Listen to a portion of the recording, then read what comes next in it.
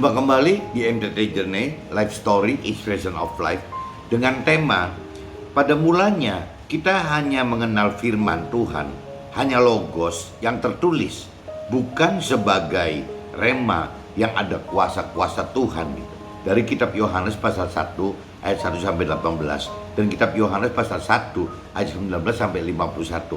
Maksudnya teman-teman, jadi pada mulanya teman-teman, sebelum kita mengenal firman Tuhan lebih dalam, kita hanya tahu bahwa firman Tuhan itu adalah satu jadi perintah peraturan firman Tuhan yang tertulis di dalam kitab suci saja teman-teman.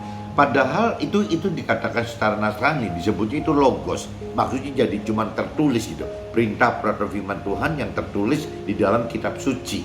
Nah, tapi sebenarnya teman-teman, setelah kita mengenal lebih dalam akan firman Tuhan, setelah kita lebih mampu mengerti akan firman Tuhan, ternyata firman Tuhan itu tidak hanya bicara logos teman-teman.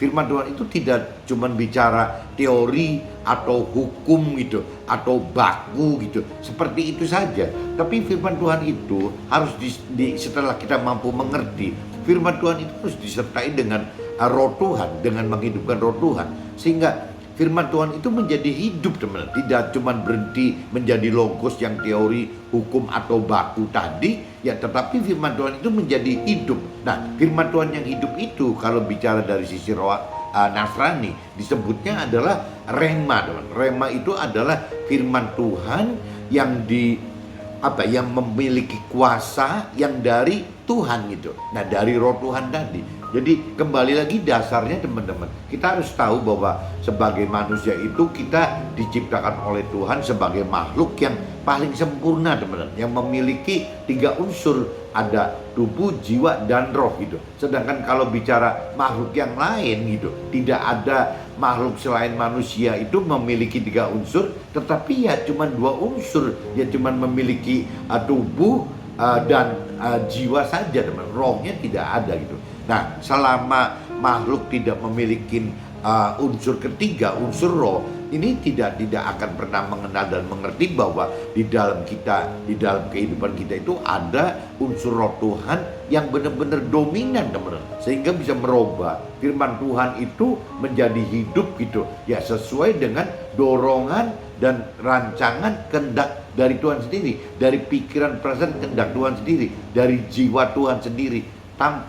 Tanpa menghidupkan roh Tuhan, arti firman itu ya cuma bicara dari sisi hikmatnya kita saja teman, hikmat manusia yang normal gitu. Jadi ya dari diri kita sendiri, bisa juga mungkin dari teman rohani kita yang lebih senior, bisa juga dari dari mentor rohani kita, dan bisa juga dari rohaniawan kita. Tapi kategori kita atau teman rohani senior kita atau mentor rohani atau rohaniawan, semua kan kategorinya manusia teman-teman. Pengertian itu lahirnya dari hikmatnya manusia, hikmat dari pikiran perasaan kehendak manusia, bukan dari hikmat Tuhan gitu.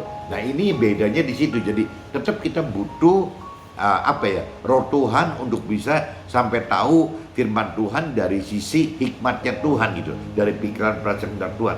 Bukan berarti teman rohani senior atau mentor rohaniawan tidak perlu. Kita perlu mereka teman-teman, cuma sebatas bagaimana mempelajari teori-teorinya teman-teman, teori-teorinya. Tapi tidak cuma cukup mengenal teori, tapi harus mampu mengerti ya firman Tuhan itu dari hikmatnya si Tuhan gitu, dari hikmatnya pikiran perasaan kehendak Tuhan.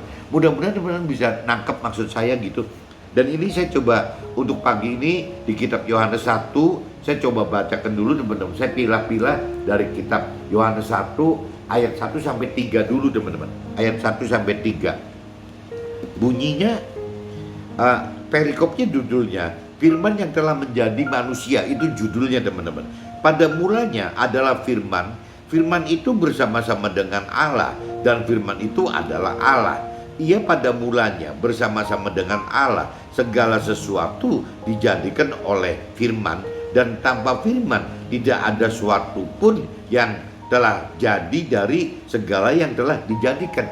Jadi teman-teman mesti ingat gitu bahwa firman Tuhan ini katakan firman Tuhan itu bersama-sama dengan Allah dan firman itu adalah Allah. Jadi kalau Tuhan mencari Tuhan Allah itu ada di mana, ya sebenarnya gampangnya Tuhan Allah itu ada di firman Tuhan Allah, teman. Apabila kita tidak mengenal firman Tuhan gitu, ya sama aja kita tidak mengenal Allah. Jadi kalau orang-orang yang apa ya, orang-orang yang duniawi atau mungkin orang-orang yang berkeyakinan, maksudnya orang yang sudah beragama atau mengaku bertuhan tapi tidak mengenal pribadi Tuhan dengan benar, tidak mengenal firman Tuhan dengan benar, selalu katakan ya bahwa mereka sudah mengenal Tuhan Allah gitu, sudah mengerti Tuhan Allah, tapi tidak dengan melalui mengenal dan mengerti firman Tuhan Allah, yaitu namanya bohong, teman-teman. Jadi kita kalau sebut kita sudah mengenal Tuhan Allah, ya harus kita sudah juga mengenal firman Tuhan Allah. Tanpa kita mengenal firman Tuhan Allah, ya kita sama aja tidak mengenal Allah. Nah ini yang teman-teman tolong pertajam gitu. Jadi jangan sampai akhirnya jadi salah mengertikan gitu. Jadi seolah-olah Tuhan Allah itu ada di persepsi, hanya di perasaan kita, di pikiran, perasaan dan kehendak kita saja.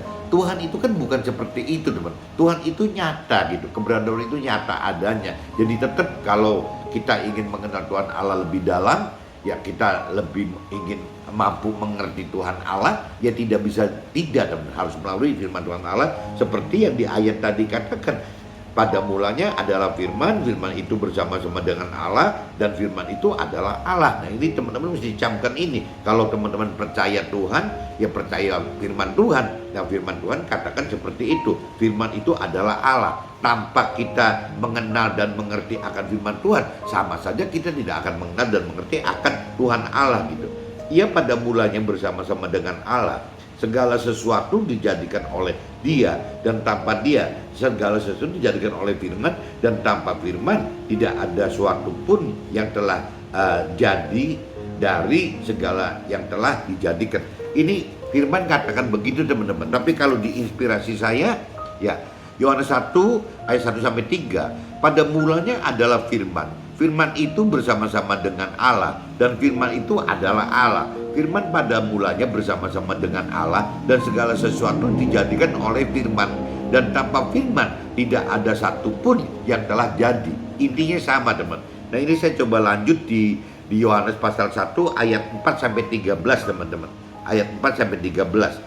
Dalam Dia ada hidup, dan hidup itu adalah terang manusia.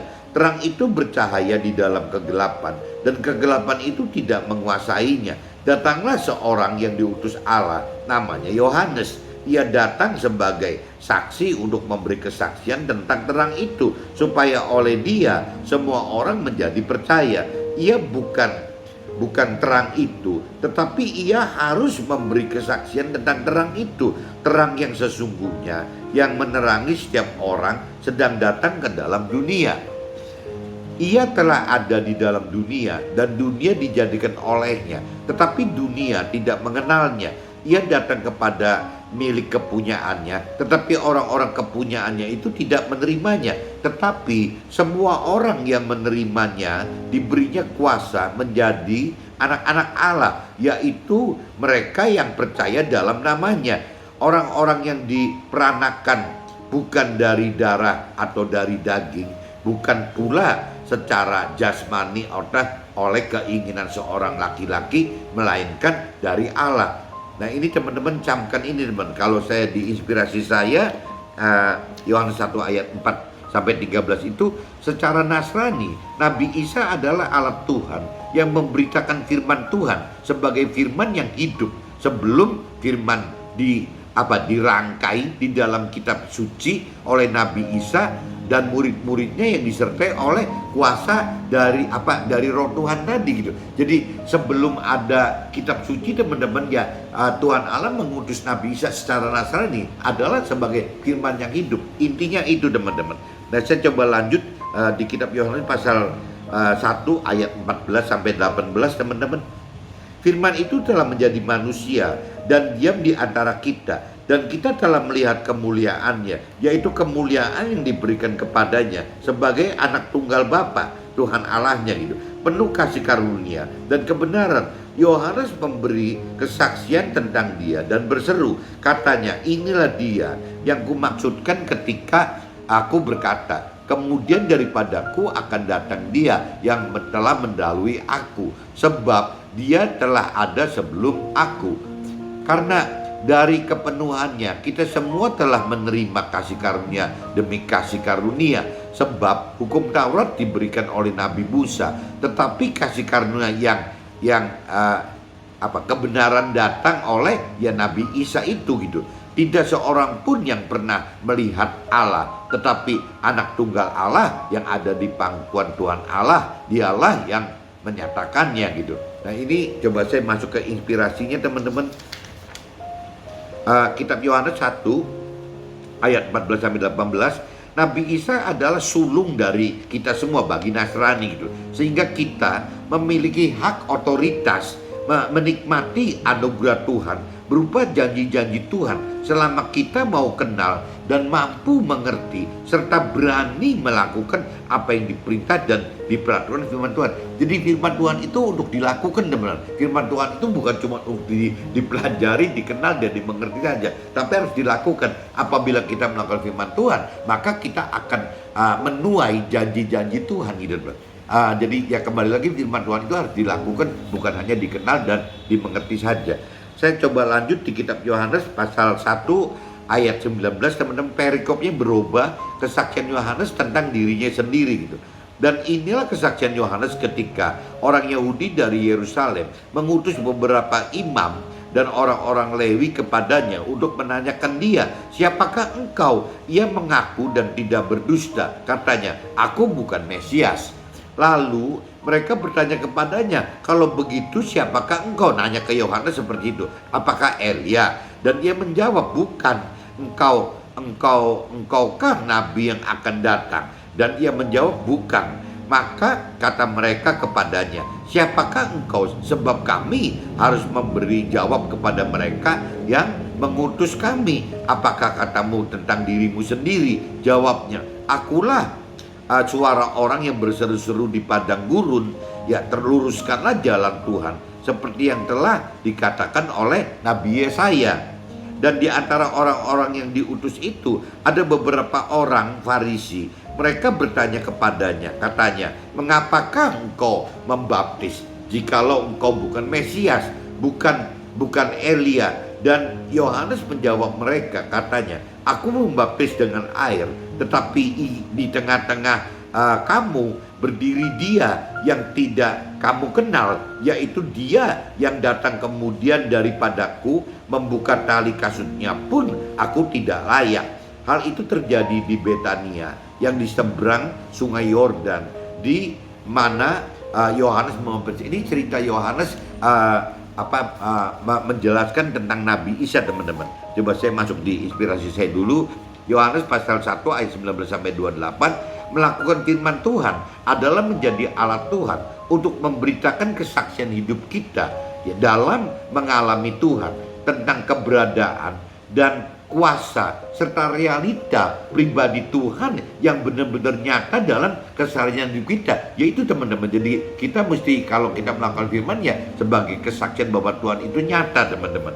Saya coba lanjut lagi di Yohanes pasal 1 ayat 29, teman-teman, 29-34, dengan perikopnya Yohanes penunjuk kepada Nabi Isa. Pada keesokan harinya Yohanes melihat Nabi Isa datang kepadanya, dan ia berkata, lihatlah anak domba Allah yang menghapus dosa dunia. Dialah yang kumaksud ketika kukatakan, kemudian daripadaku akan datang seorang yang telah mendahului aku, sebab dia telah ada sebelum aku, dan aku sendiri pun mula-mula tidak mengenal dia. Tetapi untuk itulah aku datang dan membaptis dengan air, supaya dinyatakan kepada Israel. Dan Yohanes memberi kesaksian, katanya, aku telah melihat roh turun dari langit seperti merpati, dan ia tinggal di atasnya, dan aku pun tidak mengenalnya. Tetapi dia yang mengutus aku untuk membaptis dengan air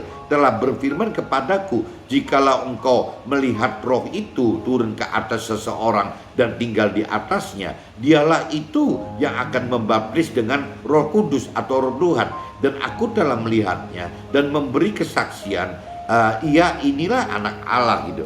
Nah, kalau di inspirasi saya teman-teman, Yohanes pasal 1 ayat 29 sampai 34, pada mulanya kita tidak mengenal firman Tuhan, dan setelah diundang dan dipilih, kita yang jadi mau mengenal tetapi tidak mengerti maksud firman, karena firman hanya berupa logos atau teori atau hukum saja gitu. Jika kita tidak hidupkan roh Tuhan, apabila kita hidupkan roh Tuhannya, ya maksudnya firman Tuhan itu cuma logos, teori, dan hukum saja teman. Jika kita tidak menghidupkan roh Tuhannya gitu. Nah, sedangkan Tuhan kehendaki firman sebagai rema, yang tadi saya jelaskan bahwa Tuhan itu pengen sekali firman Tuhan itu bukan logos tapi rema, berarti harus ada kuasa dari roh Tuhan yang bisa menjelaskan arti dari firman tersebut teman. Jadi firman itu akhirnya punya kuasa teman-teman untuk menyatakan diri gitu. Itu maksudnya gitu. Nah, saya lanjut lagi teman-teman, kitab Yohanes pasal 1 ayat 35 sampai 51 dengan perikopnya, murid-murid Nabi Isa yang pertama. Pada keesokan harinya, Yohanes berdiri di situ pula dengan 2 orang muridnya, dan ketika ia melihat Nabi Isa lewat, ia berkata, lihatlah anak domba Allah. Kedua murid itu mendengar apa yang dikatakannya itu, lalu mereka pergi mengikut Nabi Isa. Tetapi Nabi Isa menoleh ke belakang, ia melihat bahwa mereka mengikut dia, lalu berkata kepada mereka, apakah yang kamu cari? Kata mereka kepadanya, Rabi, artinya guru gitu, di manakah engkau tinggal?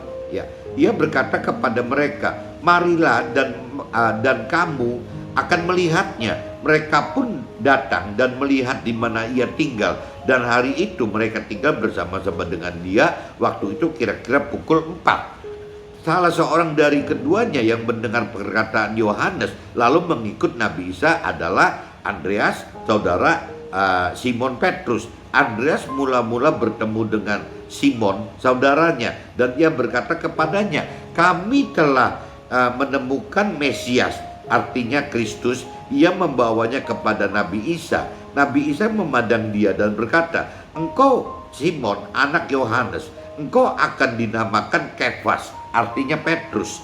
Pada keesokan harinya, Nabi Isa memutuskan untuk berangkat ke Galilea. Ia bertemu dengan Filipus dan berkata kepadanya, ikutlah aku.